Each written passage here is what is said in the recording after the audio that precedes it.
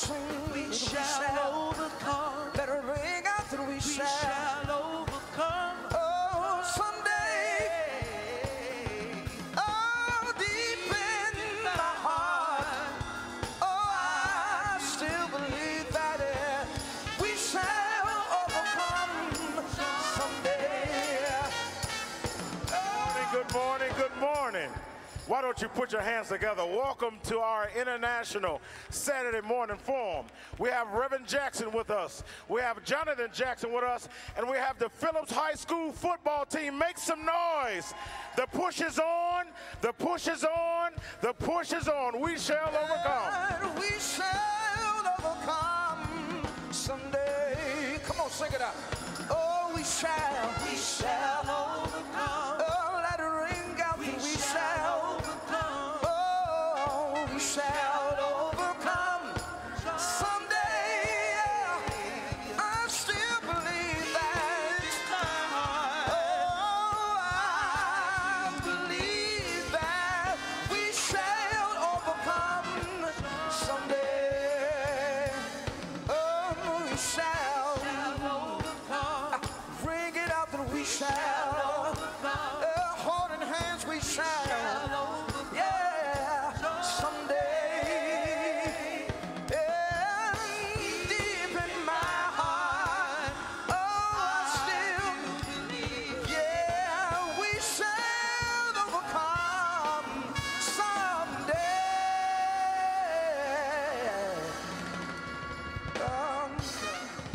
Welcome, family, to our annual International Saturday Morning Forum. We're so glad that you've tuned in again. We welcome our family that's watching live all over the world on Impact Television and WVON AM 1960 Radio AM dial. We're so glad to have with us our founder and our president, the Reverend Dr. Jesse Lewis Jackson. He was here from his weeks of traveling. Let's give our founder a great round of applause. We're so glad to see our vice president here with us from Baltimore, the Reverend Dr. Todd Yeary. Let's give him a hand for his presence. And we're so glad to have our Phillips High School football team and Senator Maddie Hunter here with us this morning. So we're so glad we have so much in store for you with this Saturday morning forum. We ask that you continue to watch us, view us, and follow us on Facebook and Rainbow Push Coalition, and on Twitter and on Instagram. Please follow us. You can reach us here at Rainbow Push at 773-256-2775.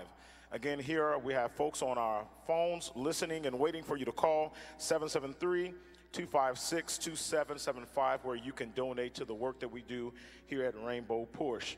Today, we would like to say happy birthday to the Senior Pastor Emeritus of the Trinity United Church of Christ, the Reverend Dr. Jeremiah Wright. Happy 77th birthday, sir. We love you, and we're continuing praying for you. Today, we dedicate our broadcast to the families and the victims of those who live in the southern states who were impacted by Hurricane Florence. We're asking that you continue to pray and to send donations and gifts their way. We also dedicate our broadcast this morning to the following persons in their memory. Today, Ken Smigel will be laid to rest. Clarence Ludd, Arthur Mitchell, who was a pioneer U.S. dancer, and the Reverend Dr. A. Harold White, who will be funeralized today. He served as the senior pastor of the True Light Baptist Church here in Chicago. Today, do you know how many days we are away from midterms? 44 days. Did you hear me? 44 days to midterm elections. So we ask you right now if you will take a look at our announcements. We have a lot of announcements in store for you today as we prepare for the midterm elections, because all roads lead to November 6th. Say that with me. All roads lead to November 6th. Take a look at our announcements. The push is on. The push is on. This is another Saturday morning forum, and these are your announcements.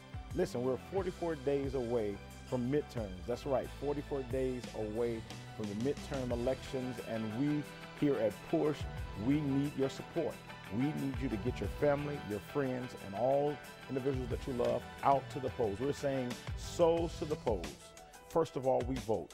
So make sure that you're getting your people out to get to these polls, because we are the change we need to see.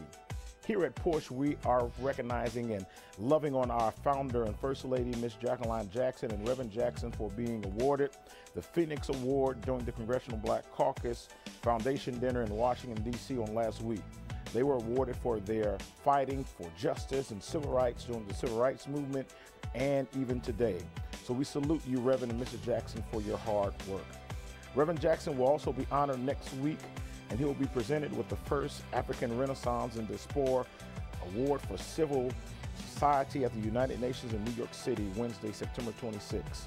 On October 17th, Reverend Jackson will be awarded the National Civil Rights Museum, along with Vice President Joe Biden and philanthropist Pitt High. They will be awarded for their work. The push is coming near to you and your city, so be ready, be ready. Listen, we'll be in Atlanta October 4th through 5th for the Atlanta Conference, Creating Opportunity. We need your support. Register online. October 6, 2018, we will be celebrating our founder and our leader, Reverend Jesse Jackson Sr., his 77th birthday right here in Chicago. So if you're here, make sure you come to Push. On October 12, 2018, Friday, we'll be in LA at the Beverly Hills Hilton celebrating Reverend Jackson's birthday on the West Coast. Finally, on October 17th, again, we need your support in Memphis, where the world will be watching. Reverend Jackson will be awarded for his work during the civil rights movement, along with Vice President Joe Biden and others. Listen, family, we are coming to a city near you. We need your support. The push is on. The push is on. 44 days to the midterm elections. Thank you.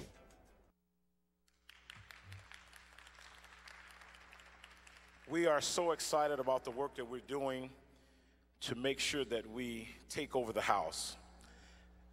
All roads lead to November 6th, and just a few more additional announcements. We're talking about voting. Voting is the key, and folks have fought for our right to vote. And just a few highlights. In a few states, we will have African Americans taking over. In Florida, we will have our first African American nominee, Andrew Gillum. If he will win, he'll be the first African American to be governor in Florida. I think that deserves a round of applause. Stacey Abrams, she's running for the seat of governor in Georgia. She'll be the first African American female in the country to be governor. We have Ben Jealous, who's running as the first African American in the state of Maryland. He's running for governor. Massachusetts will have their first African American woman elected to Congress, Ayanna Pressley, in the state of Massachusetts. So we have so much that we need to participate in. We need to get on the phones and make sure our family and our friends know that we must go to the polls. Each one, reach one. First of all, we vote. So we have a lot stored, and we must get to these polls and right even in our own state. We have our Illinois governor's race on November 6th, and we need to take someone to the polls. So we thank you for these announcements, and now we'll hear a selection from our Push Choir. Give them a hand as they come.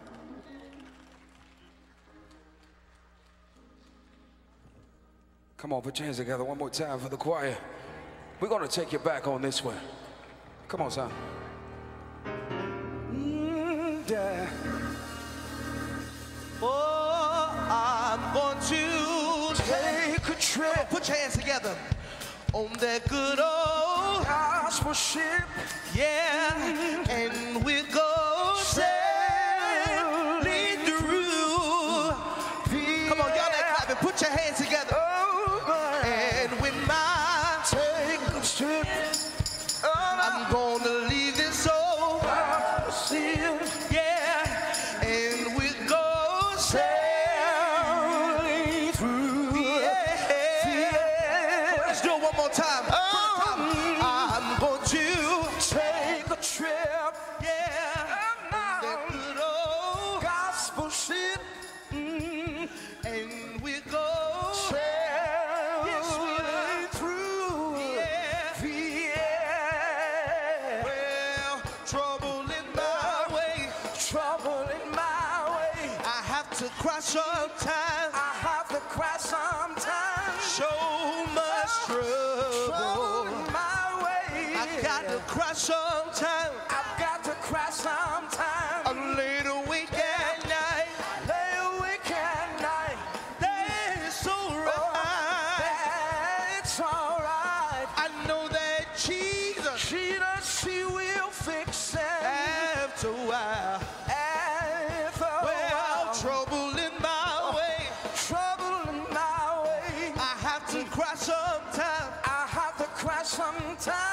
So much trouble in my way. I had to cry sometime. I have to cry sometime. Well, a little weak at night. Little weak at night. Well, that's alright. That's alright. Anybody know that Jesus? Come on, put your hands together. Will fix Stay with them. Say Jesus will fix it. Jesus, He will fix it. I know that Jesus will fix it. Jesus, He will fix it. After a while. After a while. Yeah. Oh, Lord. Come on, let's give it up for our Porch Choir. Give it up, give it up. At this time, we'll have our oratorical. He's a senior. He's from Chicago Military Academy. His name is Rayvon Savory. Give it up for Rayvon Savory as he introduces our leader. Good morning, everybody. I'm going to say it again. Good morning, everybody. As he said, my name is Rayvon Savory. I'm a senior at Chicago Military Academy, and today I will be reciting The Importance of Voting by Hattie Lindell.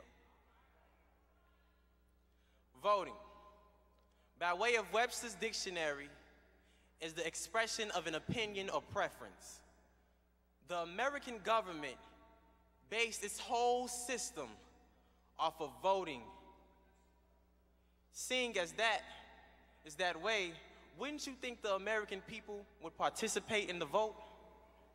Interestingly enough, only 72% of Americans are registered to vote, and only 45% of that 72 actually participate in the vote. America, the land of the free, prides itself on offering its people, us, its citizens, an opportunity as to say what should go on in the government, yet the Americans aren't speaking. Many will have different opinions as to why or what else should be done in the government, but we'll do nothing about it. Many of us will sit with our hands in our pockets and claim they don't know what to do. Many will lie in the oppression and only pray for change, but see, the wise will see the power of the vote being our chance to speak as individuals, our chance to speak as a community, our chance to speak as a city, as a state, as a nation, because America has problems, issues that need to be addressed now by the people they are affecting. And one of our most invalued ways of speaking is the vote. So if you will be 18 before the November vote, I encourage you today to register to vote and say something powerful. Now, will everyone help me in welcoming our hero, the Reverend Jesse L. Jackson Sr.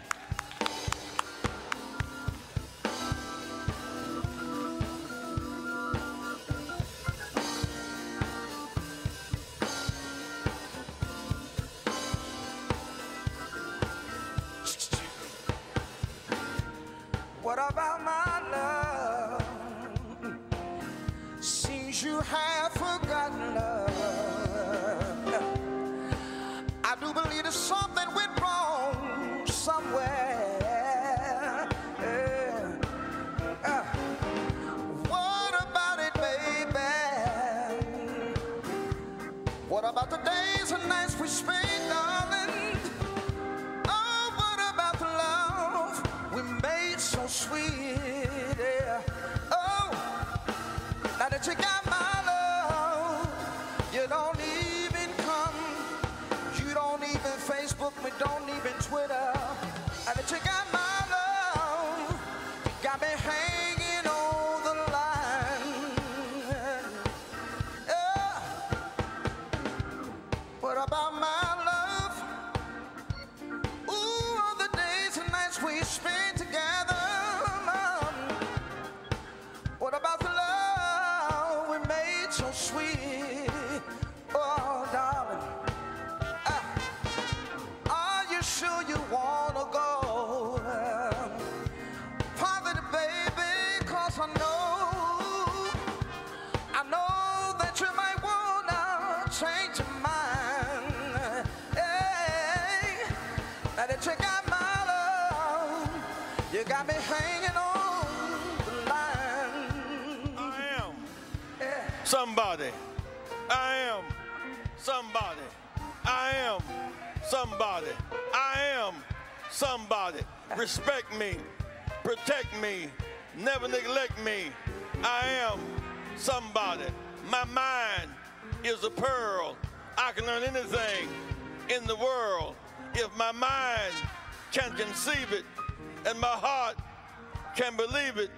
I know I can achieve it. Stop the violence, save the children. Stop the violence, save the children. Keep hope alive. Keep hope alive. Let me hear you scream. Oh, oh, I am somebody. Oh, I am somebody. I may be down but not destroyed, empty but not void. I am somebody. Oh, I am somebody. Look at your neighbor, say, I am somebody. Yeah. You can turn and walk away, but at the end of this day, keep saying, I am somebody. Oh, I am somebody. God made me, so I am somebody. You can turn and walk away, but at the end of this day, say, I am somebody. Give it, Brother Mahan. Give it, Brother Mahan. We thank you today for being here with us today. We want to again thank God for blessing us this week to be again today. I want to again shout out to Reverend Jeremiah Wright, whose birthday has been celebrated. A big hand for Reverend Jeremiah Wright again. Reverend A. Harold White made his transition, pastor of True Light Baptist Church. We pray for that family. We've been with them for more than 50 years. We're leaving shortly, going to see Ken Smichael, the husband of Renee Ferguson, made his transition. He had a heart condition. He needed a heart transplant, could not get it. But we pray and thank God for the work Ken Smichael and Target News has done down through the years. We've got so much ground to cover today. One thing we want to do, we want to honor the Phillips High School football champions. When our kids slip up and trip up and make mistakes and they end up in the grave prematurely, end up in jail, somehow they are always, y'all hold a minute. Wait a minute. Y'all hold, stand right there. This ain't no Presbyterian service, Baptist. Y'all move, when I say move, you just stand still. And what I want to do today, briefly, I want to do three things. One, the uncle and aunt of Laquan McDonald is here today. Give a big hand for that family. And you're going to hear more about them in a minute. I want to deal with three things, really. I want to deal with the Phillips High School football champions. I want to deal with this family next. And I want Jonathan to then get into it. I want the Coach McAllister, Coach Tom McAllister, to introduce his team. All now we just say Phillips team and let them say our children, when they do well, deserve a name and recognition and a face. I want him to introduce his ball team. And Sister Maddie Hunter, our senator, went out of her way to help raise the money for the jackets, the championship jackets. A big hand for Senator Maddie Hunter. Matt is also a cousin of Laquan McDonald. She's a member of this family. So, Sister Maddie, stand right here beside me, please, dear. Put the Phillips jacket on. Look at Maddie, showing off. Coach, come over here and call your team out, Coach. Good morning, Push family. Today is a very special day for Chicago. We have not a one-time, but a two-time state championship right here on the south side of Chicago, you know. And I attended many of the games in 15 and in 17, and just standing back there watching them beat those guys, especially downstate, y'all, I tell you, it was awful. It was just awesome, you know. And so we're here today to honor them and I want to thank Rainbow Push, Reverend Jackson, and Jeanette Wilson for helping to make today possible. Coach McAllister, it's your turn. Please introduce the fellas. Good morning, everyone. Gonna get started here. The first one, Ronald Pledger.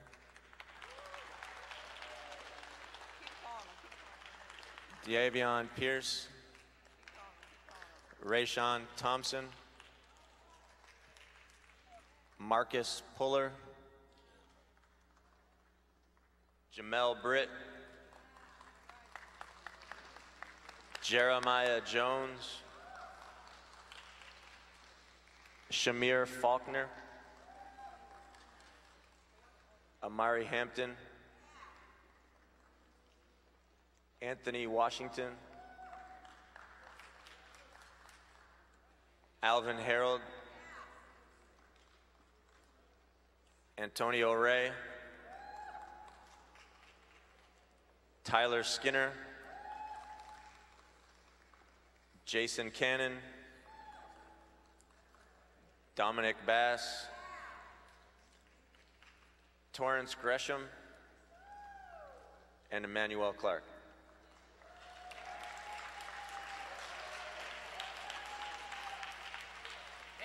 And last, give our championship team a big hand. Give it up, give it up. And last but certainly not least, Reverend Jesse Jackson. Here's your jacket.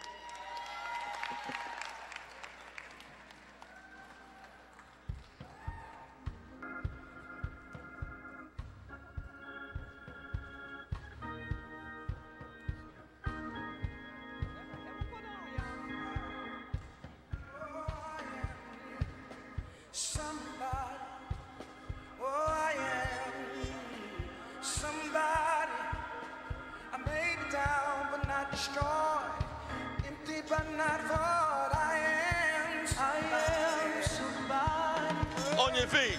I am somebody. So glad God made me somebody. Who can turn and walk away. But at the end of this day, I'm gonna say I am somebody. Oh, I am somebody. Give it up for the champions. God made me, so I am somebody. Oh, you can turn.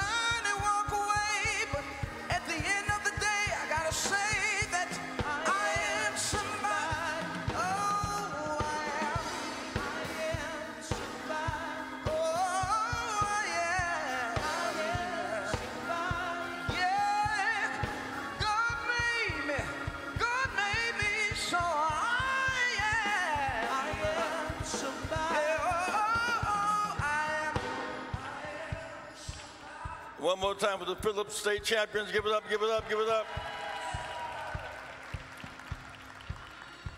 For many of these youth, this is their way to build a discipline, to master skill, to get a scholarship to go to college.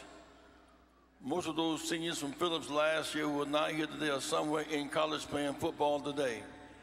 I want to thank them for their graduation rate at Phillips, as well as their football playing, and want to thank Coach McAllister. Give it up for Coach McAllister one more time. You would think a city as big as Chicago would honor its children when they do well. But Reverend Todd, they basically looked, assuming if they're in trouble, the police put them on television. When they do well, we must put them on television. One more time, give it up.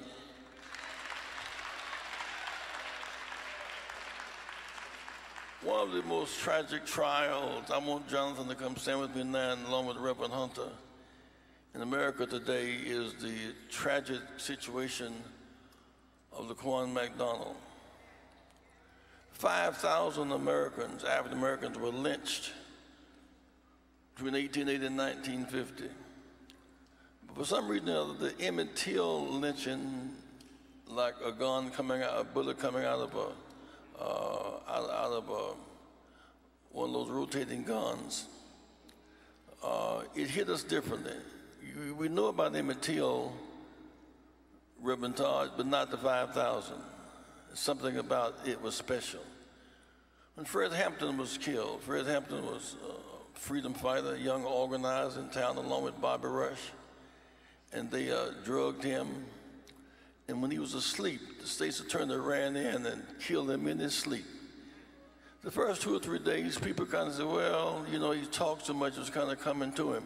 It occurred to us as a community, something so wrong about killing Fred Hampton and trying to kill Bobby Rush, who ended up turning himself on the stage a few days later. He went into hiding. Our anger in 55, I asked Mrs. Rosa Parks, when I said, Mrs. Parks, why didn't you go to the back of the bus? You could have been beaten, you could have been killed as happened in the past. She said, well, I thought about Emmett Till, I couldn't go back. Emmett Till spoke to her from the grave. The reason we beat Ed Hanrahan and began to sink the daily machine, the blood of Fred Hampton had power beyond the grave. In the case of LaQuan McDonald, we beat Alvarez, and Kim Fox is now state's attorney because of the blood of LaQuan McDonald, but it does not yet appear what all is being uncovered. One of the reasons why the mayor has had to reassess his situation because 400 days they covered up the tape. It was not in the police office. It was in the mayor's office. And if in fact they had shown that film during the campaign, it would affect the outcome of the campaign. They say they suppressed the tape 400 years, 400 days. And then they shot him. We saw the film. I was sitting with Brother Hunter in court Wednesday, I guess it was, and there you saw LaQuan shot 3 times. They spun him around. They stopped the film so you could see him spinning in the direction of the police, but that was a spin. That was not him. He was shot at that time. They shot him 13 more times on the ground, shot him, and getting ready to reload again. Thanks be to God for the film, one of the films that's out there on it. But every day in this court, his uncle and Pastor Hunter and family has been in that court. Matty Hunter is a member of that family, Senator Hunter. Come and stand with Pastor Hunter. And Pastor Hunter, I want you to give us a synopsis of where things, and Jonathan, come here. Pastor Hunter and Jonathan is here. Give them big hand. Pastor Hunter, a West Side minister, who's made a good case. Thank you, Reverend. Thank you, Reverend Jackson. Thank you, Operation Push family. I want to thank all of Chicago and the United States of America that have been praying for our family and standing with us as we go through this. On the onset of what all I would like to say, and I don't need to say a lot because people have already set the premise for what is out there, that this was a cover-up, that this was a cover-up. I want to say, if you all are wondering what is it the family needs, what is it we want, it is exactly as I stated when I first spoke in the media, and that is we want peace before, during, and after the trial, no matter what the verdict is. We want an opportunity to set a precedent in this trial so that across the country, families that have had loved ones that have been murdered by the hands of unjust police officers, black people, and nothing has ever happened. We want to create a scenario right here in Chicago to show that, yes, we do have a justice system if it is allowed to do what it was set out to do, and if the people will stand behind it and push it, it can convict a police officer for killing innocent black people. For killing innocent black people. A question was asked to me, did I think Mr. Van Dyke was a racist? My response to that question was, I don't know him, but I know his history. His history is he has over 20 complaints made against him as a Chicago police officer. And all of those complaints were made by African American people. What I do know about Mr. Van Dyke is that out of all of the complaints that were made, he has only harmed people of color, cost this city over $500,000 before the settlement was paid out for Laquan McDonald. And what I do know is the only person that we can prove that he killed, and I said prove, is Laquan McDonald, which was a black, unarmed young man here in the city of Chicago. And so his history is that of hate, his history of that of anger, of some kind of contempt. Laquan is dead, not because he is a cracked out savage. I asked Reverend if I could do this, and I'm through after which. I want you to see my family. This is my nephew. This is my great nephew. This is my cousin. Here's my wife standing. The same food Laquan ate, the same water he drank, the same sermons that they heard, he heard.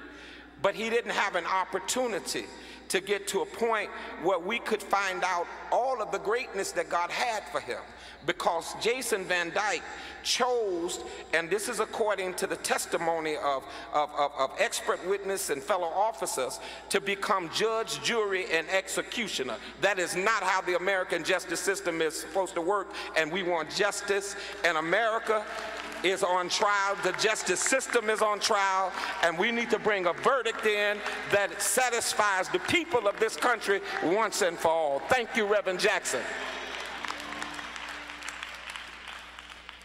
One thing worse than oppression is to adjust to it and then rationalize it could have been worse. What inspires me about these young men from Phillips, they have been inspired by some coach, by some pastor, by some parent to choose to discipline themselves and make themselves a gang of football players to win championships and get scholarships and go to higher height. We thank God for the discipline of the Phillips team that shows us the example, but say no child deserves to be killed by a rogue officer who has been found guilty of 20 other complaints. He sat there all innocent, and one of the judge, one of the police officer, the police lawyer said if somebody was 21 feet away from you with a 3-inch knife, would you be afraid? Because they guess not if I had a gun. And so they're going to make him be a threat, and the film shows him walking away. So be a part of this. I want Jonathan to prepare to come forward now. I was saying earlier, and brother, our hearts are so heavy because of the loss of life of Reverend Ken Smichael. I want to get this to you before I bring Johnny on. We're fighting back in a major way. We have a key race in Georgia. Stacey Abrams. We have a key race in Mississippi. Mike Espy and the brother running for Congress in the very south part of Mississippi. We have a key race in Maryland, brother Ben Espy. We have a key race in Florida, brother Gillum. Our people are fighting back with discipline and strength. Sean Shaw is running for Attorney General in Florida. Letitia James, New York. Alexandria Ocasio-Cortez in New York. Mandela Barris in Wisconsin. Say, we the people will not surrender. We will fight back. Through it all, we will keep our hopes alive. I want Jonathan to come, but Jonathan had been on the Burge case. John Burge died this week. For 13 years, they thought that's all John could talk about was John Burge. For 13 years, John, that of the top, the top 10 cities, police murdering people. In the last 4 years, Chicago is #1. And millions of dollars have been paid out. They should be going to teachers, and scholarships is in fact going to pay out people who won't tell it. I'm glad the story is out, and I want Jonathan, who has been on this case, Jonathan, I want to congratulate you in a big way. Big hand for Jonathan Jackson, our voice.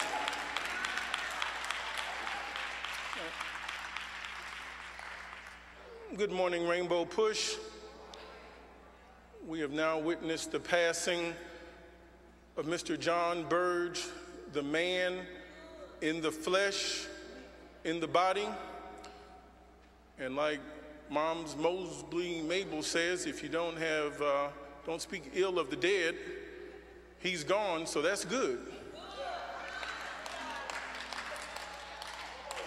But having said that, the news of Jim Crow's death and passing was greatly exaggerated. That Jim Crow had children, and they keep on coming. John Burge, the man, is gone, but the system that propped him up has only gotten stronger and deeper, more clever, more conniving, and more sophisticated. John Burge also never did this alone. John Burge had people that worked with him. For those in television land, who is John Burge? John Burge is a decorated Chicago police commander, third highest ranking in the Chicago Police Department. A man that was decorated coming out of Vietnam, a soldier, a veteran, that found his way to the police department in the city of Chicago. As we know the history of torture, torture is a tool that's used by a political system. Many people benefited from the demented mind of Mr. John Burge. Assistant state's attorneys became state's attorneys. State's attorneys became mayors. Other assistant state's attorneys and prosecutors became judges, and judges became appellate judges. And so it becomes a system that is ever reinforcing of itself. So why are these cases so hard to overturn after we know the facts? Because then all of the persons that were eager and young and trying to get ahead and not caring about human life, they have a stain on their character. They may have clean hands, but the good Lord knows they have filthy, dirty hearts. And they went higher, and they end up with bigger titles and get more accolades, and they seem like they're more acceptable. But if you could look at what the Lord would see, you would see that there are men and women suffering in jail, that they were willing to trade off good character and good conscience in order to rise. And let us be clear, this is just not a black and white thing. We had African Americans as the Illinois Attorney General when Mr. John Burge was fired and wouldn't do a thing for him or against him. What started this case? This case was started by a young man named Marcus Wiggins. Marcus Wiggins, in 1993, was kidnapped by a group of people under John Burge. He was tortured. I was building out wireless retail stores on 26th Street here in Chicago in a predominantly Hispanic neighborhood. I just moved back from Los Angeles. My oldest child was 7 years of age at the time. I wanted to get back to the south side of town, leaving the west side in order to see his soccer match. But I sat in the back of a car for 45 minutes when a policeman stopped my Acura car. No high rims. If I wanted rims, I should have been able to have them. If I wanted a Cutlass or a deuce and a quarter, that's no reason to stop me. But I'm driving down a Hispanic neighborhood and two officers, one black, one white, pulled me over and said, why are you in this neighborhood? I said, I'm building out wireless retail stores. He says, let me have your license, ID, and registration. I gave him all of my paperwork. And I sat, he says, well, you all need to exit your car and come sit in the back of the police car. I, like you, don't like sitting in claustrophobic conditions or being in the back of a car where there are no doorknobs and no door handles while they're running my ID. And I said, would you do this to someone on North Michigan Avenue? So my partner at the time kept saying, this is Jesse Jackson's son. This is Jesse Jackson's son. Why don't you tell them who you are? A note. When in the back of a police car, you should say nothing. I said nothing. After 45 minutes, they ran my license, and in the meantime, another patrol car came, another sergeant came, another lieutenant came, Another captain came, then a commander, and a paddy wagon. So now there are 8 vehicles all around us. They say, Mr. Jackson, you can get out of the car. Of course, the black officer said at the time, Mr. Jackson, this has nothing to do with black and white. I probably should have refrained on my language, but I said, officer, please, don't try to be a man in front of me and a boy in front of them. Young people don't ever say that to an officer. But something inside of me just couldn't take it no more. I said, well then write me up. Put your name on the sheet of paper. Why did you have me detained for the last 45 minutes?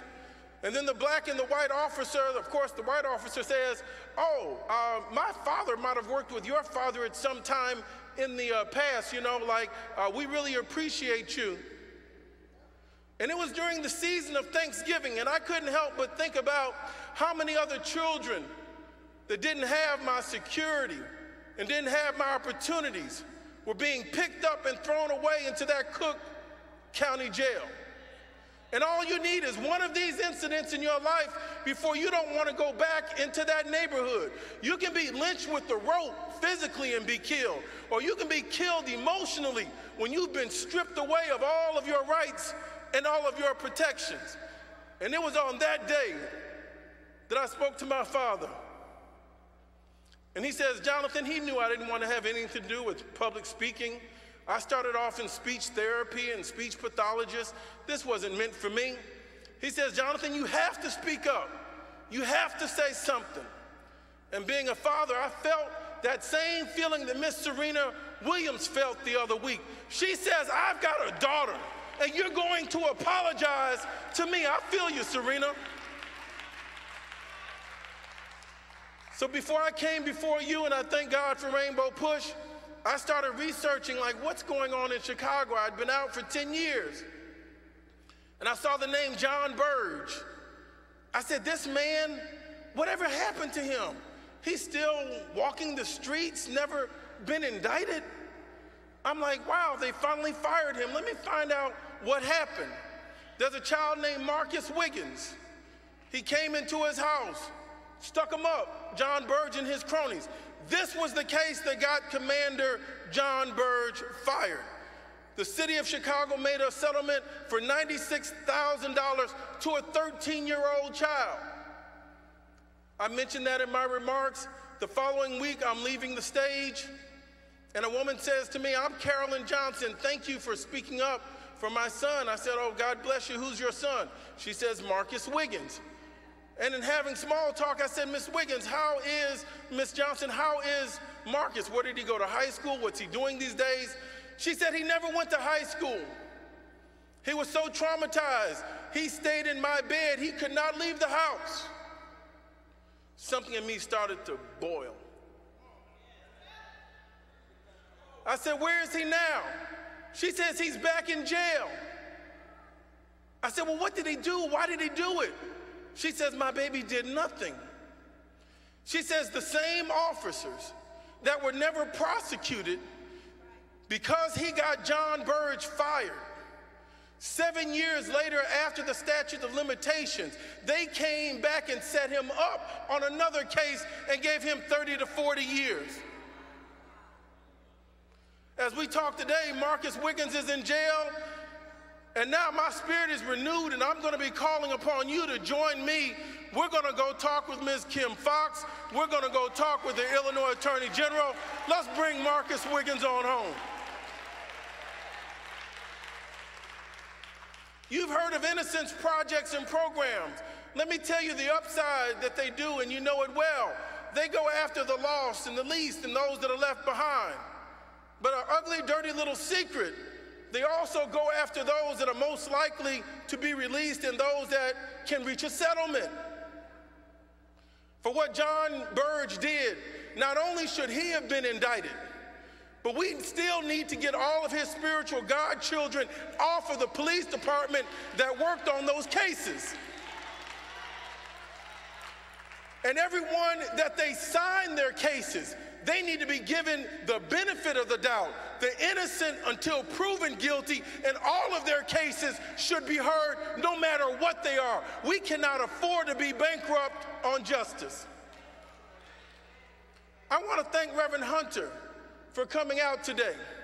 He's my kind of people. I like people that don't look the other way. I like people that have their eyes wide open. I like people that have something called tenacity, where they won't let it go. We thank God for Reverend Hunter and Miss Maddie Hunter, his family, that never looked the other way after their child was killed. Why is that important, ladies and gentlemen? As I sat in the back of that police car at 39 years of age, God only knows how many years and days we have before us. And I know my father, the Reverend Jesse Jackson, isn't going to be here always. I want him to live forever. But I also know that I don't want my child to say, Dad, if Grandpa was here, he would have done something. It was my turn to do something. And that's why I started fighting against Commander John Burge, which is a challenge for all of us. When I saw my father go to the Laquan McDonald hearing this week, made me so proud. At 70 plus years of age, strong and steadfast from standing on the picket line with the hotel employees, workers that have a right to health care insurance, to going to the Laquan McDonald hearing. And this is what I love about Rainbow Push. You come out, the few, the strong, the committed. I would rather have a few good soldiers than a bunch of onlookers that want some entertainment. I'd want some people that want some information and not entertainment. I'm going to the next Laquan McDonald hearing. I want to know why. The judge has now, after the prosecution has rested its case, and Mr. Van Dyke is able to go home, and the Fraternal Order of Police has given him a job so that he has no hardship. The same Fraternal Order of Police that voted to keep John Burge with his pension. The same Fraternal Order of Police that called John Burge a hero after he just died. That same Fraternal Order of Police that protects those that kill the innocent. That same Fraternal Order of Police that has 86% of all of these murders in the city of Chicago unsolved because they're dragging their feet. That same Fraternal Order of Police that has a contract that's not been signed, that doesn't want it to be a part of the public record. We've got to make a stand.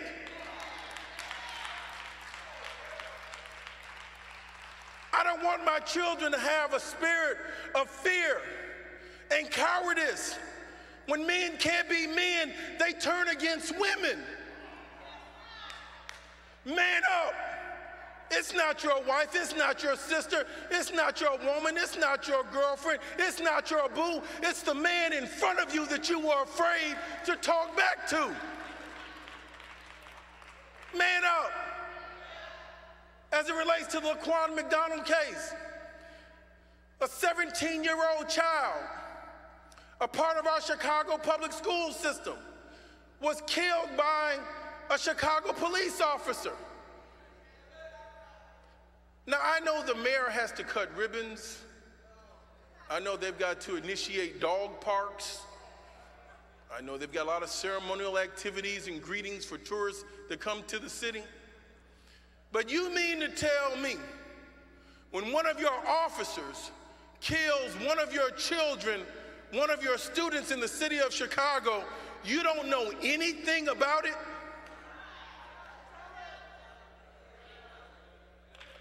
Let's not stop there. We have checks and balances. You mean to tell me when we have elected officials that are aldermen that are voted to represent us, the $5 million the family had received, not as in compensation, this was just a bit of an amelioration of a payment. They've got bills and loss of life and other things they have to deal with. You mean to tell me that the alderman that signed and approved the payment never asked, how did the child get killed?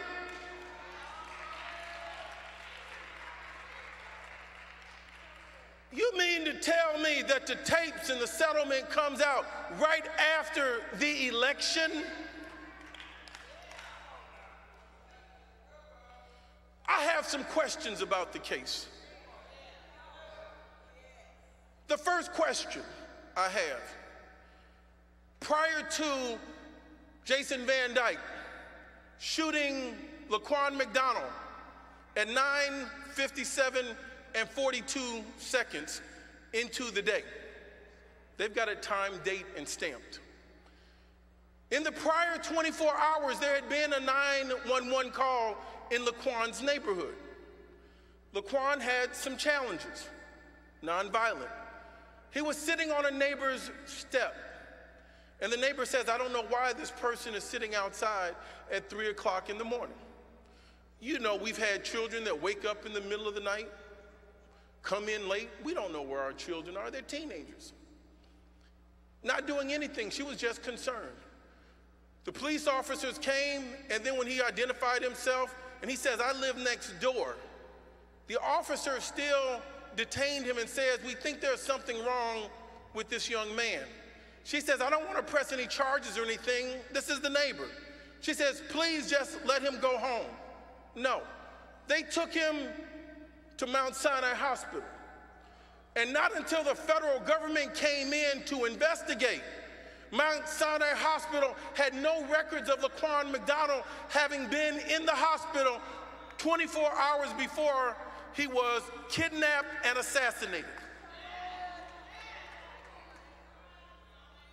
Not only was he dropped off, and Mount Sinai had no records at the hospital, a teenage child, there's no records of him being picked up. I was speaking at a program for children that had some offenses. And one of the children told me the officers dropped him off in that yard. I'm like, whoa, where did you get that? They said, I went to school with Laquan. Laquan was a tax-paying student, a tax-paying citizen. Laquan had a job and paid federal taxes. He was responsible. So the questions become, and the story makes no sense, he was in the yard trying to steal radios. Did you see Laquan with the radio? Have you seen the footage from the yard that they said he was trying to break into? Laquan had a knife on him. It was 3 inches. You know what that's about. Certain neighborhoods, you may want to have one just to make it home. When I have students that have gone to school with me that live in the South Shore and they have to work on Cicero, and they tell me they have to go downtown to change to get a bus or a train to go and do a triangle to get to the other side of town, I say, why don't you go straight? I'm driving. They said, Mr. Jackson, you drive, we take the bus. Some neighborhoods you don't want to go through. You can holler back when you understand. Laquan had a pocket knife, nothing wrong with that. Now here's how the story all falls apart. They said he was moving towards them. The coroner just said after he was shot, he spun around, and that's how he was facing them. Shot in the head, shot in the neck, shot in the chest, shot in the legs. Ladies and gentlemen, you can't go deer hunting and shoot a deer 16 times because that's lead poisoning. Laquan McDonald, a 17-year-old child, killed by the Chicago Police Department. The officer says, I'm in fear of my life, while the other officers that were there before him said they weren't in fear. Laquan McDonald, a child. Now they're going to try his mother and his father while the child is in the grave. The child is on trial from the grave. Don't we see that going on in Texas right now? He's got some PCP in him. He had this in him. You all had the body. You all picked him up. We don't know what you planted on him. Laquan in Chicago or Botham in Texas.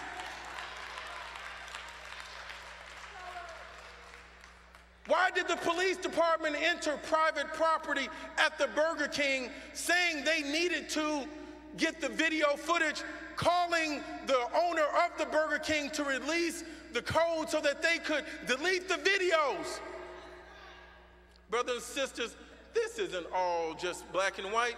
This is wrong and right because Superintendent of Police Eddie Johnson saw those tapes and he knows what happened and he did nothing to bring about justice. So as Rahm leaves office, the mayor of Chicago, take Mr. Eddie Johnson right along with you.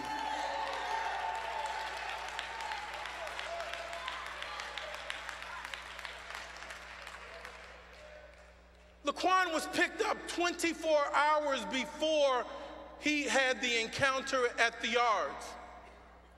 What do we know about it? Who picked him up? The police. They dropped him off at Mount Sinai. Why did they lose the records? They picked him back up. How did he get over there? How do you know Laquan McDonald wasn't trying to use that pocket knife to get into a truck or be in order just to have a place to sleep? He had been on the streets for 24 hours. Here's another last point I want to leave you with on that. 9:57 and 42 seconds is when he was shot 16 times rapid fire before he could reload his gun. 9:57 and 42 seconds. Look at the death report. The coroner's report says he was checked into Mount Sinai dead at 10:42 p.m. From 9:57 to 10:42, I couldn't help but think about the 45 minutes I was in the back of that police car and the 45 minutes that Laquan lay dripping, dying on the ground, bleeding to death.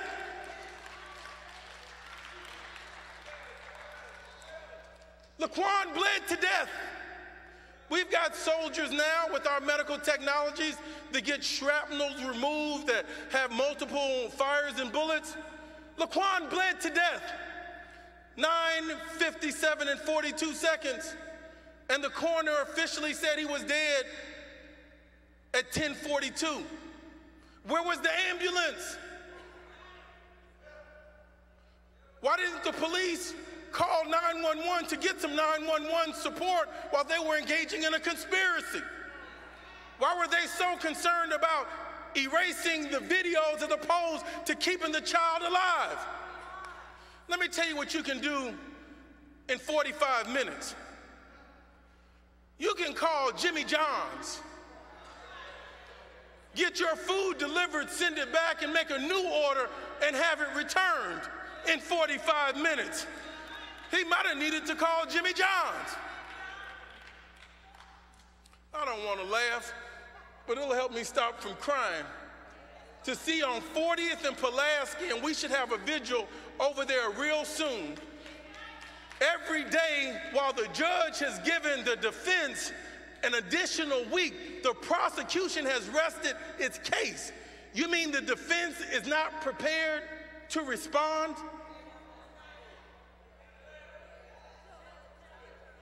He's got another week to get his story, let me be clear, to get his lies, to try to put some Febreze on the mess he has created. If you look in the scriptures and you go to the book of Luke, 4th chapter, 29th verse, and you see that our Jesus as a child was run to the cliff. We saw Jesus almost get killed as an infant. He was a threat to a new government. We see Jesus as a teenager, having lived in the South, now coming back to the North. And he was a man-child. He was fully aware that he had to do great things. He didn't understand the church he had come out of. He didn't understand the bartering. He didn't understand those ministers that were closer to the mayor than they were to the gospel. He didn't understand what his synagogue was doing. He didn't understand why adults at his school system had let him down. He didn't understand that world. He came back a child that was irritated because he knew he had to do something big. But he couldn't wait. You know, young people can't wait. First, you got to feed them before you talk to them. Every time you see a child, you know they're hungry.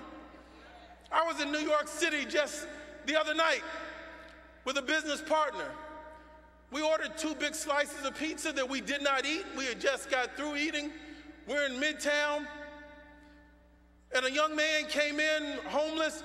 He put $1 on the counter, asked the pizza man for a slice of pizza, and the man says, no, this pizza's $2. And he says, oh, that's too much. He started to turn around. I told the man, let him get a slice of pizza. That's my friend, that's my brother. And then he says, oh, really, do you mean that? Everybody was shocked. I said, what do you want to drink? He says, no, you've been too kind. I said, no, get him something to drink. He says, would you really? Then the young man that was homeless said to me, he says, why are you being so nice to me? I said, God has blessed me so much, I don't know where my blessings are coming from.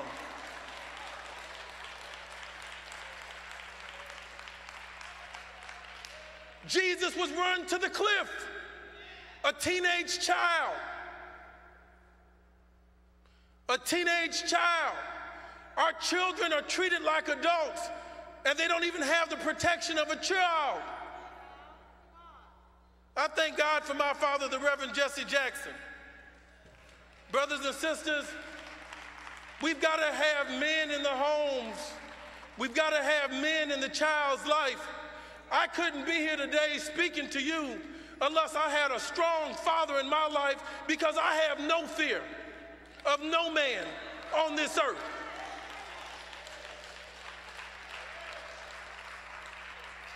Our children are growing up in fear. Why? Because they don't see enough men standing up.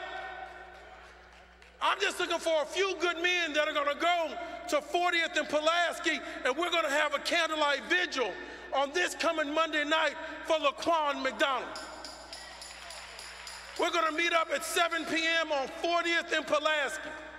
I just made it up, and I'm going to go forward even if I'm there all by myself, Reverend Yuri.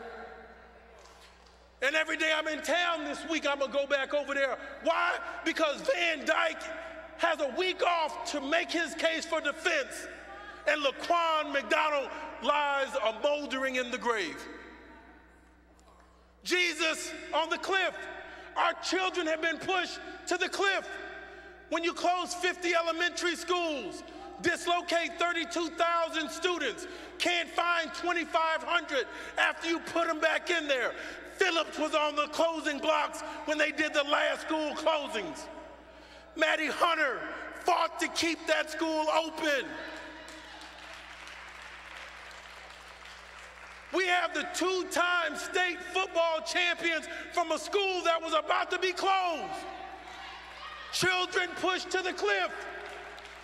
Children growing up in segregated schools. It's great that they have a coach. He's not of our color, but he's of our kind. But why don't they have white students and Hispanic students sitting side by side with our children?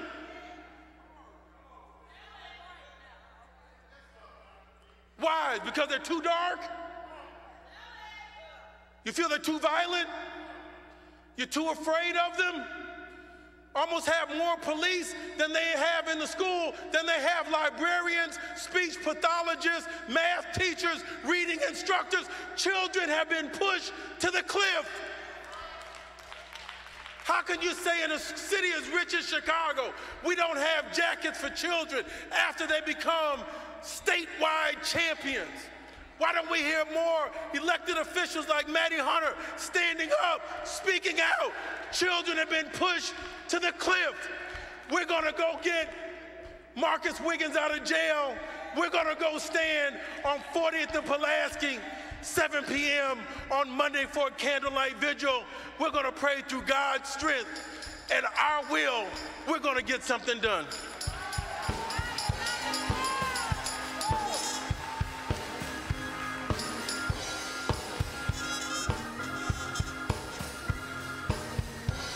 I'm not destroyed, I'm not defeated. Said I am somebody. Come on and help me say I am. I believe that I am.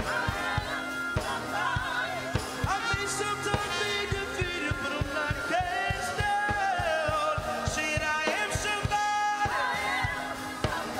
I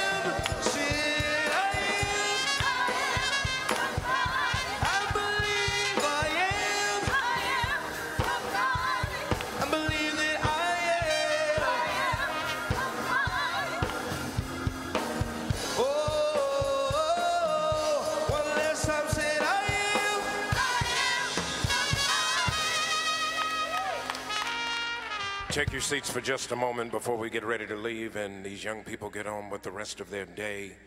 I want to just kind of put a few things out there to remind you that in this season, for the next several weeks, our priority is preparation for the midterm election. Now, there are a couple of things that we need to do. One, we need to make sure that we're registered. If you're not registered, you need to get registered. September 25th is National Voter Registration Day.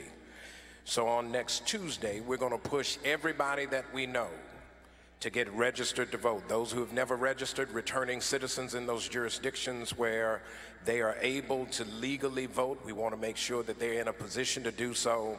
So we're going to prioritize next Tuesday. If you're not registered to vote by next Tuesday, we will begin to share the information about the cutoffs planned 30 days out. October 7th through 9th should be next on your window of opportunity. At that point, you are too close to the midterm election in most jurisdictions to be able to vote. Now, that may not affect you here, but you need to call everybody in your family, everybody in your network, reach out to anybody that you know on social media and tell them they need to get ready to vote. The reason it's particularly important is all you need to do is turn on the television. The insanity that has become the Brett Kavanaugh nomination process ought to make us all anxious enough to say we would never want to empower those who are ill-equipped to determine our future for us. It's important because in every state election, we mentioned Andrew Gillum in Florida, Stacey Abrams in Georgia, Ben Jealous in Maryland, governors' races all across the United States, 36 of them this year. Here's why the governor's races are important. Just like the executive of the federal government nominates to the federal bench, the executives of the states nominate to the state bench. They make appointments. Who's going to enforce and protect us from state law regression? We got to be serious in this moment, and so I need you to promise me that, one, you'll make sure you're registered. Two, you'll verify that your registration is current. Some of us vote like we go to church. Every now and then we backslide. So I need you to make sure that you're current, know where your precinct is, make sure that you've not been removed from the rolls for inactivity. And then I need you to get educated about what the issues are. It's not just about the who, it's also about the what. In the November elections, many localities have ballot initiatives, allocations of public dollars to specific uses that require the voters' approval. We need to make sure that we're educated about everything that's going on. Now, the last thing I'm going to ask you before we leave is I need you to partner with this work. Liberation is free, but it costs a whole lot of money. It costs money to run it, to message it, to deploy, to be present, to make sure that there's someone there speaking on behalf of the least, the last, the lost, and the left behind.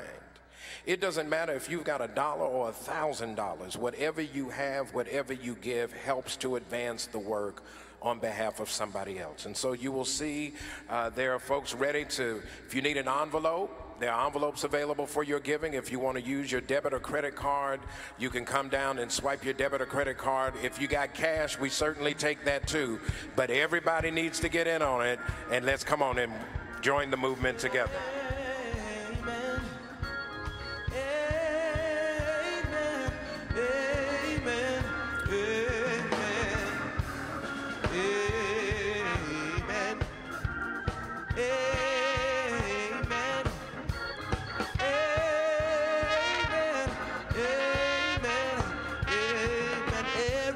Say amen.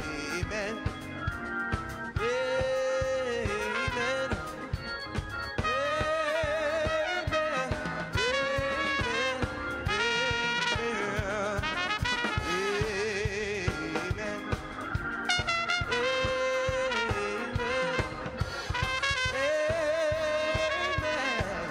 Amen. Lift it up and say amen. Amen.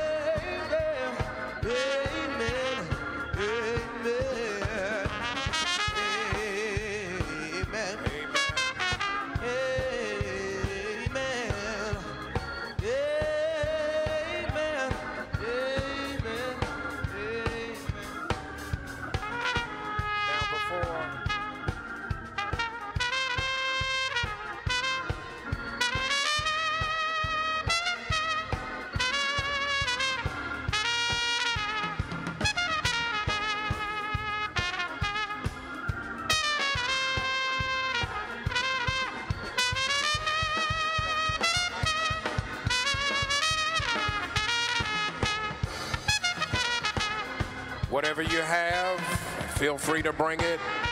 Just come as you are with whatever you have. You want to partner in the work, you want to join the movement, let's do it together.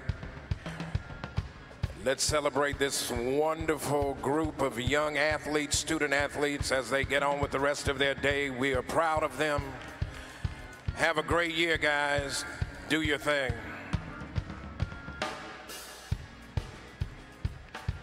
There's still yet time. Now, for those of you who want to know where to check your voter registration, break it down. Just take it down a little bit for me. Go to vote.org, vote.org, vote.org. You can register, you can verify, you can find out what the issues are and the deadlines. Let's stay engaged and let's do it together. Let the church say amen.